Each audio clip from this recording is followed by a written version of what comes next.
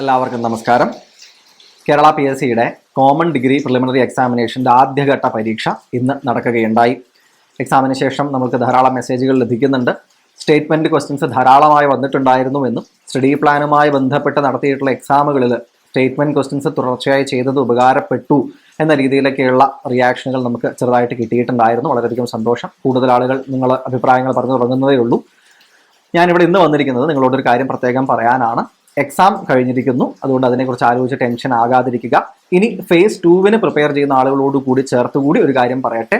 ഒരു ഡീറ്റെയിൽഡ് ആയിട്ടുള്ള question paper analysis, അതായത് ജസ്റ്റ് നമ്മൾ കീകൾ പറഞ്ഞു പോവുക എന്ന രീതിയിലല്ല, നമ്മളുടെ സ്റ്റഡി പ്ലാനുമായി ബന്ധപ്പെട്ടിട്ടുള്ള ടെസ്റ്റുകൾ എങ്ങനെ അനലൈസ് ചെയ്തിരുന്നോ അതുപോലെ ക്വസ്റ്റ്യൻസ് എടുത്ത് കീസ് എടുത്ത് വളരെ കൃത്യമായി അനലൈസ് ചെയ്ത് അടുത്ത ഘട്ടത്തിൽ തയ്യാറാകുന്ന വിദ്യാർത്ഥികൾക്ക് ഉൾപ്പെടെ ഉപകാരപ്പെടുന്ന രീതിയിൽ നമ്മളൊരു ഡിസ്കഷൻ നമ്മൾ നടത്താൻ പോകുന്നുണ്ട്.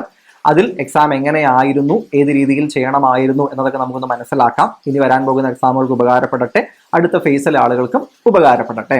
രണ്ടാമതൊരു കാര്യം, ഇന്ന് രാവിലെ നമ്മൾ ടെലിഗ്രാം ഗ്രൂപ്പിൽ പറഞ്ഞിട്ടുണ്ടായിരുന്നു എങ്ങനെയാണ് നിങ്ങൾക്ക് എക്സാം എഴുതേണ്ടത് എന്നുള്ളൊരു കാര്യം. അതായത് അറിയുന്ന ചോദ്യങ്ങൾ ആദ്യം, വേഗം ചെയ്യാൻ കഴിയുന്ന ചോദ്യങ്ങൾ ആദ്യം തന്നെ മാർക്ക് ചെയ്ത് OMR മാർക്ക് ചെയ്ത് പോവുക എന്നും അതിനുശേഷം മാത്രം വായിച്ച് മനസ്സിലാക്കുന്ന ഡീറ്റെയിൽ ആയിട്ട് സംശയമുള്ള ചോദ്യങ്ങളിലേക്ക് വരിക എന്ന് പറഞ്ഞിരുന്നു.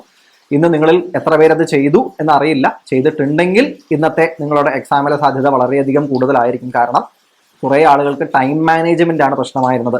നമ്മുടെ സ്റ്റഡി പ്ലാൻ നടക്കുന്ന സമയത്ത് ഏറ്റവും പ്രധാനമായിട്ട് നമ്മൾ തുടർച്ചയായിട്ട് പറഞ്ഞിട്ടുണ്ടായിരുന്ന ഒരു കാര്യമായിരുന്നു ടൈം മാനേജ്മെന്റ്.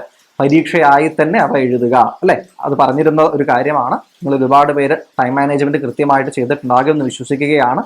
സോ ഡീറ്റെയിൽഡ് ആയിട്ടുള്ള പരീക്ഷയുടെ ഒരു അനാലിസിസ്, പ്രധാനമായിട്ടും സമയം തികഞ്ഞില്ല എന്നുള്ളൊരു കാര്യമാണ് കൂടുതലും പറഞ്ഞ് കേൾക്കുന്നത്. വായിച്ച് മനസ്സിലാക്കി എടുത്താൽ ചെയ്യാൻ പറ്റുന്ന രീതിയിലുള്ള ക്വസ്റ്റ്യൻസ് ധാരാളമായിട്ട് സ്റ്റേറ്റ്മെന്റ് ക്വസ്റ്റ്യനുകളിലും വന്നിട്ടും ഉണ്ട്. നമുക്കൊരു ഡീറ്റെയിൽഡ് അനാലിസിസ് നടത്താം. എങ്ങനെയായിരുന്നു എക്സാം, ഏത് രീതിയിലായിരുന്നു, ഇനി അടുത്ത ഒരു ഘട്ടത്തിലേക്ക് എങ്ങനെ പ്രിപ്പയർ ചെയ്യണം എന്നീ കാര്യങ്ങൾ നമുക്ക് എന്ത് ചെയ്യാം, മനസ്സിലാക്കുന്നതിന് വേണ്ടിയിട്ട് ശ്രമിക്കാം. ഓക്കെ ആണല്ലോ? അപ്പോൾ നമുക്ക് നാളെ ഒരു ഡീറ്റെയിൽഡ് അനാലിസിസുമായിട്ട് കണ്ടുമുട്ടാം. എല്ലാവരും അനാലിസിസ് വീഡിയോ കൃത്യമായിട്ട് കണ്ട് മനസ്സിലാക്കി നോട്ട് ഡൗൺ ചെയ്യാനായിട്ട് ശ്രമിക്കുക. Thank you everyone.